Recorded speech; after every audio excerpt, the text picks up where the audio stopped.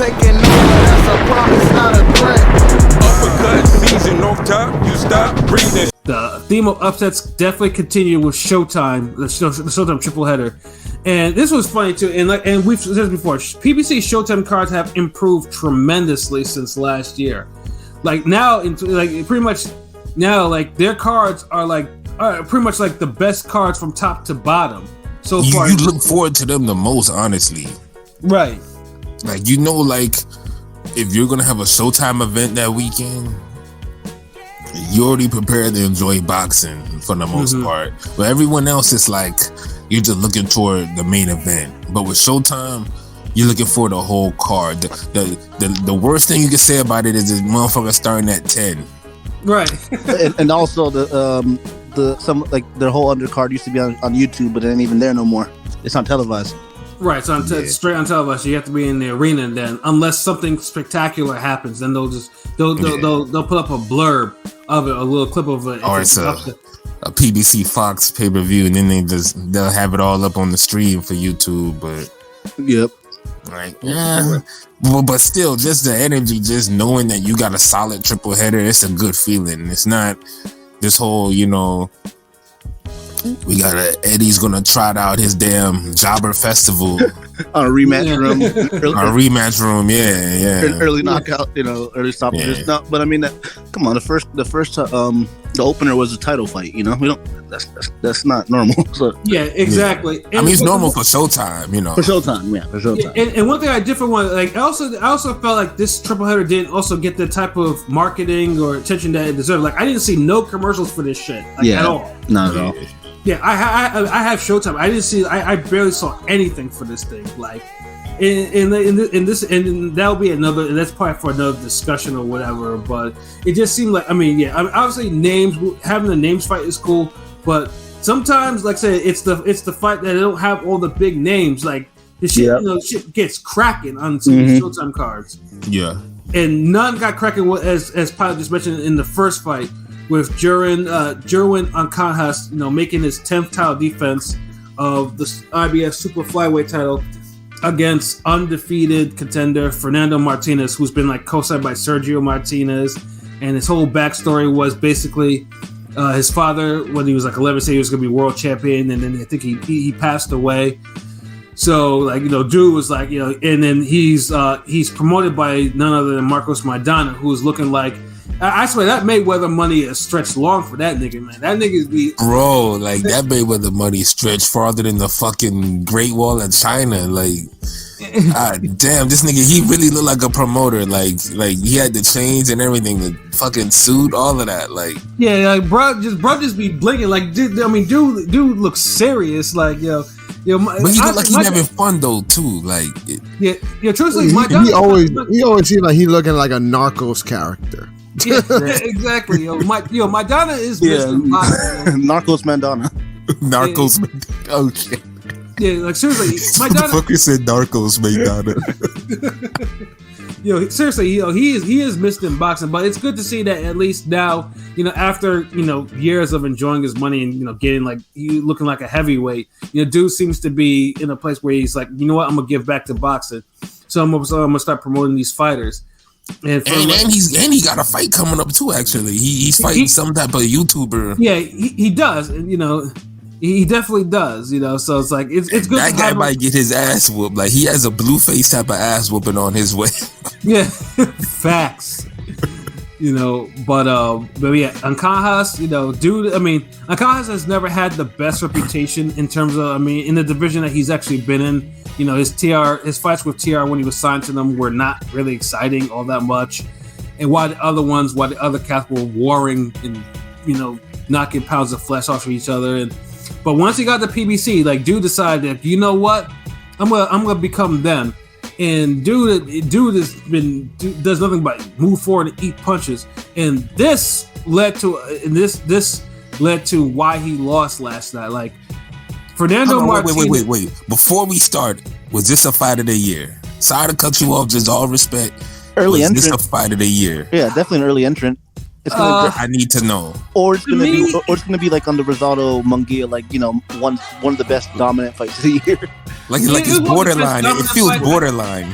It's early in the year, so I mean, it is one of the best fights this year. Yeah, no, there's no question about that. But I just think this because to me it was a little bit too one-sided on the give and take thing. Yeah. Because I don't even know about that. I don't even feel it was one-sided. I just feel like we needed somebody kind of push it over the cliff. Like we needed a knockdown or someone needed to stop somebody, and we didn't get it. Right, but what we got was an exercise in volume punching. Like for them, this is what kills me about Ancajas. Like, bruh, like it's okay to move your head once in a while. Like, just if you see a punch. Like Martinez was telegraphing, he was telling you he was gonna leap in and hit you with left and right hooks. Like it's okay to move your head, duck, parry, move backwards, something so you don't take these punches flush on your fucking head. But from the first round on, Martinez was like, this is for my father. Martinez fought like a devil. Like this dude was like he stood in the pocket and let both hands fly. Like I was just like, and Ancajas took all them shits. Like he from 1 to 12, he took all them shits like flush. Like this shit was getting uncomfortable. Like in fact, Ancajas he tried to match the work rate, but he couldn't. And Martinez was just lighting him up over and over and over and over. I mean, Martinez did have some rounds though where he did catch some, where it was rock him, sock him.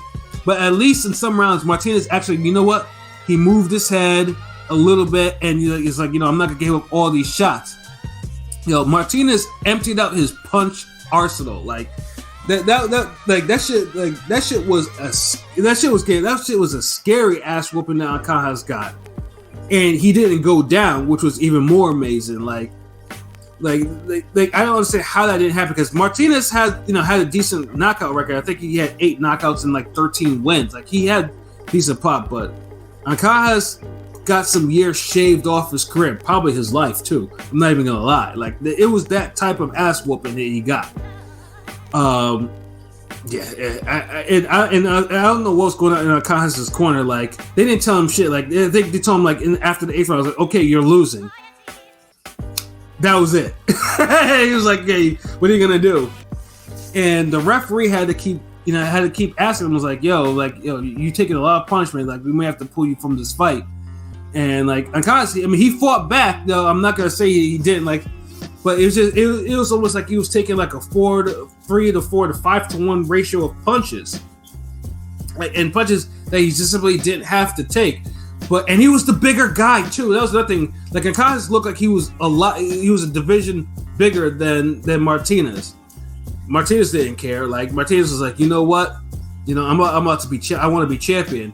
So like I say, like when I see fighters that actually fight like they want it, I give them their respect. Like because I like to see fighters that actually fight like they want it. Like they understand that they understand what they need to. They understand the script. Like they had to take the title away from the champion, especially one that's had the belt since 2016. So Martinez, like that was a hell of a performance. Like and then the punch stats too. Like Ancajas threw like 800 punches. Martinez threw 1,000 punches. Yeah, it was like 1,800 punches, right? Wasn't it like almost like 1,800? Yeah, like Martinez, joined the 400 punches landed club. I think he landed 421 power shots. That's insane. Like usually because it doesn't matter the division. If you successfully land 400 punches on somebody in a fight, there's a whole lot of fail that went on with defense, like huge defense. Like Ancajas' head was like you see it like it was looking a little bit like the Martin head after he fought Tommy Hearns. Like you could see like he had bumps on the side of his temples and shit like that. He unlocked the Cheeseman trophy with that performance. Would you say he had a better performance than Catterall? Martinez. Yeah. Oh, Martinez or Catterall. Just who had a better performance Saturday? Oh wow, that should be like an underdog poll. Like who had the better underdog performance? Yeah, that's actually a good poll. I mean, personally, I thought Martinez did because Catterall, boxed him up, but Martinez went and took the belt. Like it was like if Martinez lost, it would have been the biggest robbery in quite some time. Like, okay, all right, let me be a fuck nigga real quick. Word. He said word, like, okay, Yeah. I gotta see this. Like, hold on. Alright, hey, let me see, but taking the belt from the champion gotta be the dumbest shit I ever heard in boxing. So explain to me, why does that make a difference? Why does Martinez's performance make a difference from Catterall? Explain. You since I'm a casual, since I'm a non-boxing ass nigga, I'm one of these motherfuckers out here that don't know shit about boxing, you know. So explain that. But I hear that all the time. You know that honestly that actually is a poll, man. We need to make sure keep noticing. No. But seriously, explain that though. I mean, I know I'll be going on with the jokes, but what if a non-boxing ass nigga asked you that, like, what would make the difference between, like, why would you say that Martinez took it and Catterall didn't when both should have won? Yeah, that's a good question. Look for me. I think Catterall and Martinez both won. Should have won. You know, right. But I think it's just, like I said, they both should have won. It's just Catterall faltered down the stretch a little bit, but he still should have won. Yeah. But could that be because Taylor and the ref and all that shit kind of threw him off? Climaxed at the later stages, like the championship. Oh, of course. Yeah. And that's not giving him an excuse. It's just. I'm just saying that some people could look at it and say, well, Catterall had his chance to put his final stamp on things, and it just didn't go right. Winning like maybe 7 of the first 8 rounds and getting a knockdown. I mean, what else y'all niggas want? Outlanded times 2, pretty much. Oh yeah, pretty much. I mean, I get it. Is it because people looking at the type of energy, like Martinez's energy looked different than Catterall's? Like, Martinez was on some like, what? Y'all say y'all can't. Y'all ain't. Martinez wasn't going to be. Martinez was not going to be denied last night. Yeah, I think Martinez fought with what we call raw emotion. Because, like I said, because Catterall was like like the stage wasn't like. He wasn't blinded by the glare and the lights and shit. He was composed. Whereas Martinez, he was emotional. Like because his father wasn't his mind. You could tell like he wanted this belt. Like he wanted this. So it's the energy. Like so it's the energy thing. Like it has to be because people still say that shit. Like you can't outbox the champion and take the belt, but you can. I feel like you gotta put a stamp on it. In this case, Catterall didn't take a lot of punishment. Martinez did take some heavy shots from Akanhas during the fight. Martinez was getting staggered and shit. Yeah, like Martinez was like, you know, it looked like someone injected his veins with some shit, like, you know, and like someone puts like some smelling salts in his corner, and nigga just went out there and was like boom, boom, boom, boom, boom, like. So this was like Narcos versus Zombies. Yeah. I think the Amazon show, Hulu. Yeah, I saw one. I got to one episode before I had to like stop because I was too busy. But yeah, that show is official. That shit. Yeah, that was a good look from Snowfall. Yeah, that was a good look for you to tell me that. Henny God, I just sent it to your account. Where did you inbox? I just checked our Twitter and our email real quick. Let me know where you inboxed. But like I said, 400 punches in a fight. Like the record is 650 punches in a 12-round fight. And God damn, who landed that? Who was the chin that took that? Yeah, that was in 1990. That was a Troy Dursey versus Jorge Paez fight. That was shit! Like, oh my god! Yeah, that was the first. I remember that. Yeah, that was the Troy Dursey fight. And Troy Dursey landed that, and he lost. Which is a whole nother fucking. Yeah. Like if you land 650 punches in the fight and you lost, there's some real fuckery, and that'll probably be a fight I might explore. Yeah, a lot of cats don't even throw that many punches in a fight, let alone land that many punches. That. Yeah, the record in a round is 99, the full fight is 650. So yeah, that's for those who actually want to know. And basically both numbers are horrible. If you land almost 100 punches on someone in a round, then you gotta pull them out of the fight. Like you gotta pull them out of the fucking fight. 650, yeah, especially if it's James Kirkland landed these. Yeah, if you land 650 punches on, and the Jorge Paez, truthfully, I mean that dude was clownishly durable. That's the way I can describe that. But yeah. See, people remember him as being a clown, but they don't remember him as like a gritty, like go in there and bring it to your ass motherfucker. Like yeah, that dude could absorb some punishment, but yeah, but that particular fight was insane to watch because that nigga really absorbed some punishment in that fight, and he won, which he probably shouldn't have won. But I'll talk about that shit in the Forgotten Fate article someday. Like, we got some fights that we need to revisit. Like no lie. Like we supposed to, revisit that Shane Winky rematch. Mm-hmm. Go and play the Nas review in the background, so y'all make sure y'all hear and see the fight correctly. For sure, man. But I like Fernando Martinez though. All props in the world, man. That was a hell of a fight, hell of a performance. The emotional shit at the end. That was cool. Like I said, he did it for his father. And on top of that, though, he provided a shakeup to 115. Like 115 in just the last couple weeks has gotten a major shakeup. The era of 115 that we know might soon be coming to an end. I'll probably talk about it more when we actually get into the previews. But yeah, like Akajas though has a rematch clause, and he's about to activate it. That might not be the best thing for him to do, but hey, God help him, I guess. You got to treat him like he done got knocked out because he took mad punches. Yeah, like honestly, like he should be down for at least 4 or 5 months. Like that wasn't a normal ass whooping he took. Like he took way too many clean punches in that fight.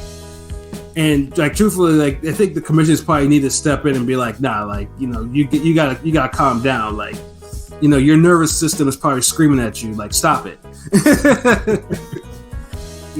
Hell of a fight though, hell of a performance, man. The next fight, the co-main, wasn't no upset. Basically another one of 140's top contenders. The 140 Gary Antoine Russell. Facing, probably one of the more durable fighters in that division, in Victor Postol. Postol doesn't get a lot of respect from certain people. But one thing you could say is like, dude, he fights like other than Crawford. He gives fighters problems. He's a difficult guy if you beat him, you work for that win. Like he's a difficult guy to beat. He had never been stopped or anything like that. So this would be a good chance. It would be a good thing to see what the 140 Gary Russ can actually do. LB, what did you actually think about that fight? Wow. I thought it was a decent fight. Angry Fish was putting hands to him, but Postal was boxing on the back foot and moving around and running Russell into some shots, and he was holding his own. He was being competitive, but I feel like he was getting hit with the heavier punches more consistently. Mm-hmm. And unless he was going to seriously try to back up Russell, which I feel like he could have if he would have tried, he wasn't going to win the fight going backwards like that. Right. Especially if he wasn't going to eventually sit down and really try to, land something crazy. Yeah, and sure. Russell was open for them shits, but it's like you gotta, when it comes to counter punching, that was one of the most deadliest punches in the game, man. Because you gotta have real commitment to land the good ones. You do. In Postol's case, Postol clearly felt the power, and yeah, I was impressed by his movement. Like, dude's movement seemed to be on point because that's what probably saved him from absorbing the punishment that most people actually usually take against 140 Gary Russ. But like I said though, you can only move so much until you have to force people until you force people to actually have to respect you. And Postol has underrated pop, but he wasn't really sitting on his punches like that. He caught Gary as he was coming in most of the time, but not enough to dissuade him from actually moving forward on him. So it's basically Gary was winning the fights basically off work rate alone. It was a clear win. He was clearly winning the fight. But the biggest controversy is just in the final round. Honestly, Gary had won all his fights by knockout, and he had actually managed to badly stun Postol and had him in the corner, and looked like he was going to finish him off. He still had like 30-something seconds left, but was it Ortega? He jumped in with the early stoppage. I'm pretty sure most of you guys probably agree that stoppage was a little bit too early. Yeah, that was premature. Yeah, it was a bullshit stoppage, especially for a 10-round fight at the very end. Yeah, right. Yeah, part of me can see why, because we got Postol has never been stopped before, and it'll be a good look for this kid to be able to say he stopped a former world champion that had never been stopped before, and continue as because he was 14 knockouts, so continue that. Yep. Exactly, and like I said, truthfully, it wasn't like Postol. Postol looked like he was getting set up to actually be knocked out, but I think people just it should have just played out to a more satisfying conclusion.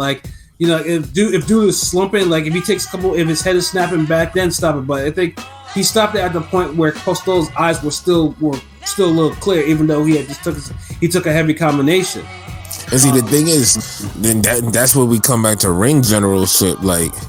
Postol being negative, moving backwards, and he gives the impression that Gary Russell getting to him with the power being aggressive. That was a rematch from stoppage, Eddie Hearn stoppage. I can see that, yeah. Or a PBC, I got plans for Rigondeaux later on stoppage. Right. I like that. I know we're getting a fight of the year from these niggas, but chill. He came back. Let that be that. Hold on. That's some shit you put between a Fowler fight or some shit on Matchroom, Right. Yeah. Campbell Hatton. But like I said, Postol, he was a good sport about it though. But Russell, he won he was gonna win the fight, whether it was gonna be on decision or whatever. But like I said, the knockout was just more or less, marketing reasons. Yeah, pretty much. I heard I was reading comments watching it, and then some people were trying to call him a Sean Porter. I heard comments of calling him a Sean Porter, and I'm like, I can see him a little bit the way of being a little aggressive, not exactly like Sean Porter, but I like how he mixed it up down the during the course of the fight. Sean Porter wish he was that good offensively. Gary don't smother his work like Sean. Yeah, Gary, he wasn't smothering him, but he was coming forward, and I don't know. I saw a few comments on that, but I think because they got the same skin complexion and they just look familiar. But I like them niggas fight nothing alike. He made adjustments, and Gary Russell, his brother did a good job in the corner too. Yeah. Turbo Fist and Angry Fist is a good combo. Facts. It's like Turbo Angry or something. Turbo Angry. Angry Turbo, Angry Turbo. But it definitely, obviously, I just hopefully that PBC continues this push, and like I said, because Gary Antoine Russell, that is a future world champion in the making. So, hopefully they have him back in the ring in the next 3 months or so, at least 3 months or so. I'll be happy if he get. I just want to see a mix of him or Matthias or Prograis. Any mix of that down the line. I need to see that. Yeah, for sure. I would love to see that. Although PBC might just save that for a little bit until Matthias is easy to make. Matthias is basically on PBC. So. Yeah, they'll probably wait until one of them grabs the belt and Matthias. One of them grab a belt or something, or with Jaw. Yeah, exactly. Yeah, whereas Matthias is close to actually getting a title shot. Russell, I think I seen like if Taylor dropped the belts, I think Matthias would be in line for the IBF belt. Right? Yeah. There's like 4 different matchups for each sanctioning body. There's a tweet I saw that had 4 sanctioning bodies with each matchup. It would be right, and I'm pretty sure that Matthias does. If Matthias does actually get that belt, then I'm pretty sure though that will probably be lined up. And personally, I can't wait for that one because, like I said, because I've always bigged up all the Russell brothers. You know what I'm saying? So it's good to see another one. Another one is starting to have a breakthrough finally. Into the boxing limelight. But the main event is where the biggest upset odds-wise happened with Chris Colbert and his replacement opponent Hector Garcia. I'd never seen Hector Garcia fight before. I don't know about you guys. He looked like a little Luis Collazo. Damn, the spirit of Luis Collazo was trying to choke me when I was saying that shit. Because you saw I barely got it out, and y'all niggas heard it enough where y'all was laughing and shit. Like, yeah, I'm about to die of Luis Collazo. Avenge me. But Garcia was the replacement opponent because Colbert was supposed to get a title shot against the champion Roger Gutierrez, but Gutierrez got COVID. So like they picked Hector Garcia, and the idea was thinking that Colbert will, even with his 6 knockouts and so in 19 fights or whatever, would actually knock him out. Someone clearly didn't show Garcia the script. Garcia wasn't told that he was supposed to come in and job because nobody gets that email anymore. Like it goes straight to the junk mail now. Right. And of course, it didn't help that Colbert, when talking about this fight, this nigga was talking about, I didn't watch no tape on him, no video on him, and then he was too busy rocking, these fruity ass colors and dying. Wait, that calls for like autism, bro. It's like chill. Like, okay, fine. Well, he was too busy coloring his hair Kool-Aid blue and shit, nigga. So it was like, he was more, that was his thing. And he basically he does it all the time, and I get it, and but it's like the focus be on that shit too much for some reason, like in the interviews or whatever the fuck happens fight week. Right, and dude was talking all types of crazy, like, I don't fight. He fights for money and legacy. I don't fight for belts and shit like that. Well, nigga, like your title shot is gone. Your title shot is gone now. Like, dude clearly got into this fight and was not prepared to do anything. Like, he let Garcia get off first. He went to the ropes. Garcia punched around his guard, punched in his body, punched in combinations. Yeah, punch with authority, punch with power. Right, and then when Colbert was doing that stupid thing that a lot of fights seem to be doing, leaving the jab hand out and trying to measure a shot, Garcia made an adjustment to that, and Colbert kept on doing it. And it was just more or less that Garcia was just disciplined. Like, he held his ground, like he traded, he won the exchanges. And then the highlight of the fight was the 7th round, where dude did a catch and shoot and dropped Colbert for the first time in his career. Like, that shit was clean. Like, he crushed him with that shot, And then after that fight, Colbert was just like, what the fuck is going on? Like, his corner was calling him a straight up bitch too. Was like, you talking all this shit too, and this is what you're doing? Like the Showtime, them Showtime mics be picking up lots of shit.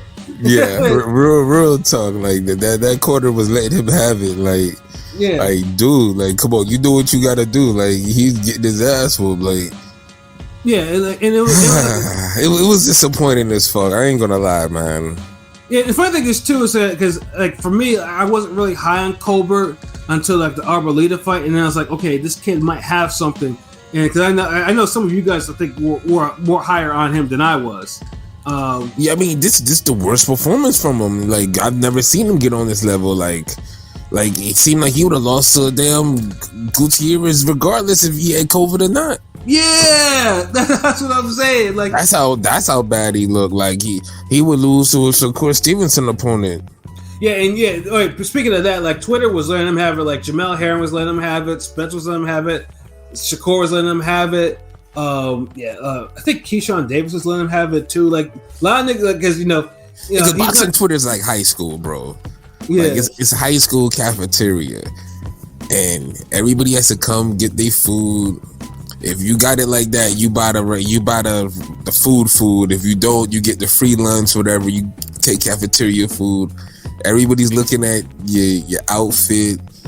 Niggas talking about what chick you smash, what chick you bag, what class you failing.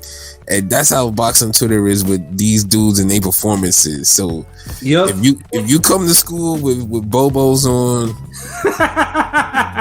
or if you get upset in a damn main event by an opponent from 2.5 weeks notice, and you lose clearly. You don't lose on no Paul Williams, Carlos Quintana Part 1 shit where you look bad and you lose, but it's a majority decision loss. Like, niggas is like, damn, if you would have just made an adjustment or fought a little harder, you'd have won the extra 2 rounds you needed to win. No, you lost clearly. You lost like a good 8-9 rounds. Like, 9 rounds. Even probably even 10. You can even say like, and you got dropped. And hurt like multiple times. Like, you getting clowned at the table. You gonna get your food. I don't care. You could buy the whole table rack of lamb. We clowning your ass for real. And it was serious too, because like basically, but after the 10th round, like Colbert made a mental decision, and this one will probably affect his career and how people view him. Like, this dude, knowing that he was behind, dude got on his bike in the last 2 rounds. Like, bro, it's like, young man, like, you need to go there and try to you need to try to salvage this fight. You need to try to hit him. You have to knock him out. You gotta let your hands go. It'd have been better if he'd have stood his ground and tried to just, go out on his shield. But that retreating shit was a bad look. Yeah, like because he didn't want to get memed up, because Garcia had the power to hurt him. He was already memed up. Like, it don't matter at this point whether you get memed in a decision or memed in a knockout. You still memed. Like, one ain't worse than the other. Like, yeah, but because I guess we're old, so like these new niggas, man, like they do this shit, like some of these niggas can't take being clowned like that. Mm-hmm.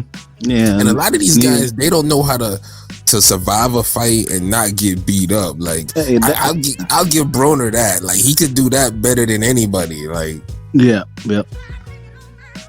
Yo, my bad, pilot. What you was about to say? I'm sorry.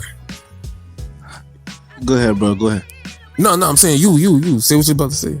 No, I was gonna say Hector Garcia. He looked pretty big for 130, and I was watching some of the lead up, and Colbert said he doesn't. I don't know if he's stunning for the camera, saying he wasn't watching film or anything on the guy. You know what I mean? Like that. It's like, well, maybe you should have. I mean, usually I believe that because he fought like he didn't. Like, usually I had a feeling it would be a tougher fight. Only like as things got closer, only because I'm like, you know what? Wait a minute. This guy's, fight coming off 2 weeks notice, and Colbert hasn't exactly been active either. So it's like, okay, maybe this fight might be a little tougher, but I didn't think it would go like that. I didn't think it would do him like that. Yeah, and they also mentioned something about like he wants to get out of boxing at 32. I'm like, okay, it seemed like his head wasn't into it, obviously, as you could tell.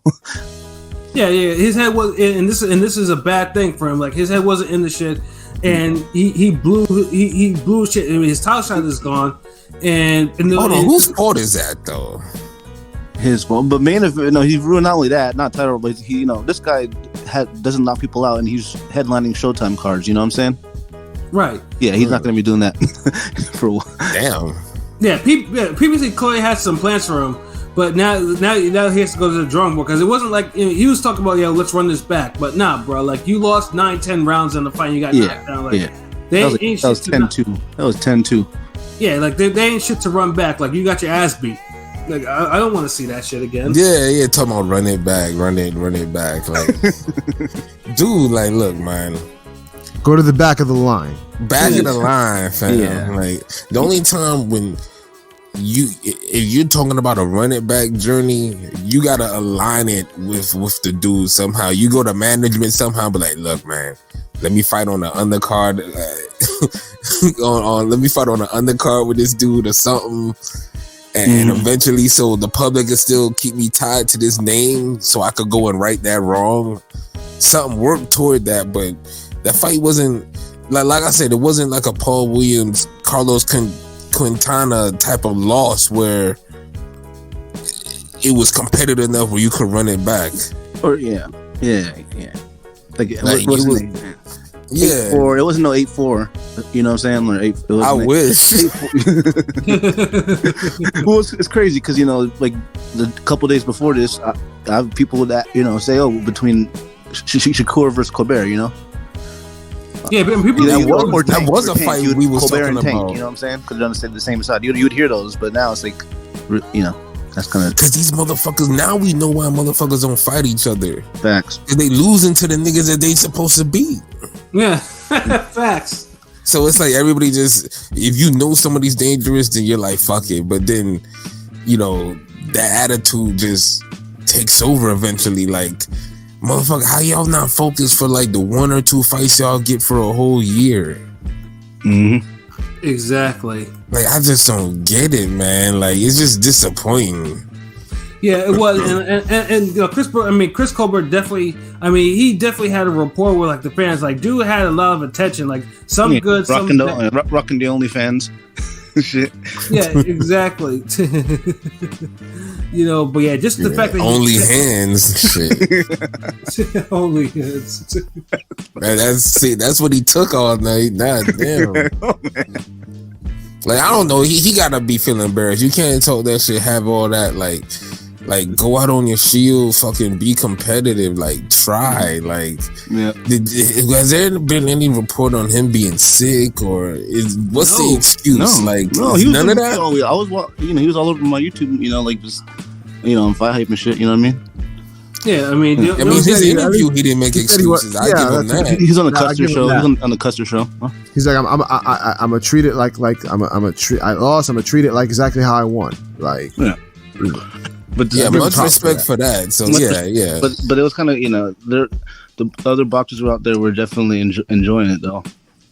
Yeah, because and most of a certain percentage of the boxing community was enjoying this ever since he shit on Deontay Wilder. Yeah, the Wilder. I knew that was coming.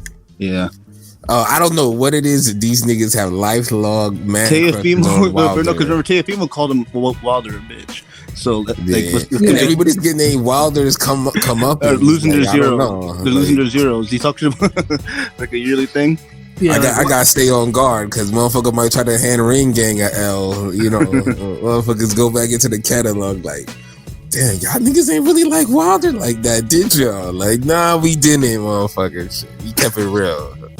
Yeah, and it's weird too. Wilder kind of come up and then some of the people that dissed him. It's funny, It's like it's ridiculous. But yeah, Colbert though, yeah, he needs to feel ashamed. Like, that wasn't a fight he was supposed to lose. And Hector Garcia Hector Garcia now pretty much inherits the title shot against Gutierrez, and he probably has a good chance of actually beating him too. Yeah, like Garcia probably had the best.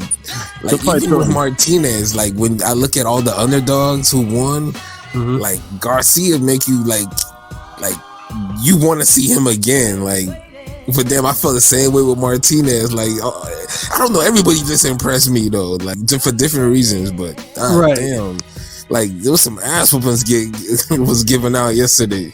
Yeah, it was the Showtime card and that whole Showtime was excellent. I just hope that maybe at least hopefully that it'll get the ratings that it deserves. Yeah, it was kind of empty in there. It looked like too. Yeah, it was a small eater place. Well, I think that fight Gutierrez and Garcia will probably be because I think Gutierrez is on Golden Boy, so they'll probably throw on the co-main of one of those. Oh cards. That's the main event, really. Shit. Yeah, Gutierrez is not off the hook because I don't think Garcia is a PBC fighter. He was probably brought into the job and now he's one of those journey freelancers. So most likely that Calling fight's shots now. now. Yeah, that fight's definitely back on Golden Boy on the Zone now. That's not a PBC fight anymore. But damn, he put his foot in Colbert ass though. Like he did. That was some shit. Like if I was I'm playing Fight Night back in the day on PS2, right? And I'm in my career mode, and by round 7, I can't. You keep getting backed up, man. Like Jesus Christ, I turned the system off, bro. I turned the fucking system off. I could not get off the ropes. It was crazy, man. he kept getting hit with them straight shots. Like oh my, ding, God. ding, ding, ding. God, in the corner, boom. Like Garcia was putting some extra mustard on them shits. Like he's like, here, Poppy, boom. Yeah, and he was big to me. He was pretty big for 130. He was clearly bigger. Yeah, than Colbert. Like man, Colbert. It was kind of crazy. It's like, but Colbert looked yeah, it seemed like that was a really bad performance. Yeah, it's like he didn't do anything right. Like, yeah, and he's been impressive. He don't have any pop power. Who had the worst performance, Taylor or Colbert? Oh, damn, and they both got dropped. Yeah, they both got dropped too. Honestly, Colbert. I can remember Colbert actually landing clean punches on Garcia though. Like Taylor, it's like I'm trying to literally like remember a clean punch he landed on Catterall. It's like very minimal. The Taylor fight was closer, so I would say Colbert had the worst performance. It was, but for the wrong reasons. Right, because the thing is, Colbert, he basically he lost at least a clear 9 rounds in that fight. Yeah, so he got his ass whooped. Yeah, but did he even win 1 or 2 rounds? I'm not even trying to. I'm like, he might have won a round. The early rounds, he was after 3 or 4. It was just like one-sided domination. Yeah, right. You can say he got skunked. Really, like that's one of those like 7-up skunk on the court where it's like, yeah. First team gets 7, the other team got 0. It's like, all right, that's it. Like, next, who got downs? Yeah. He's gonna have a uphill climb to get back to where he was before. After this defeat, man. Like I said, Garcia got himself a title shot. And like I said, you love seeing underdogs win at times, and that was basically the theme of the weekend, man. The underdogs. They had their day in the sun, man. With the exception of one fight. But yeah, no, definitely go see that Showtime card. If you haven't seen it, like they'll probably show the replays. I know they showed it twice already on the other Showtime channels on it, and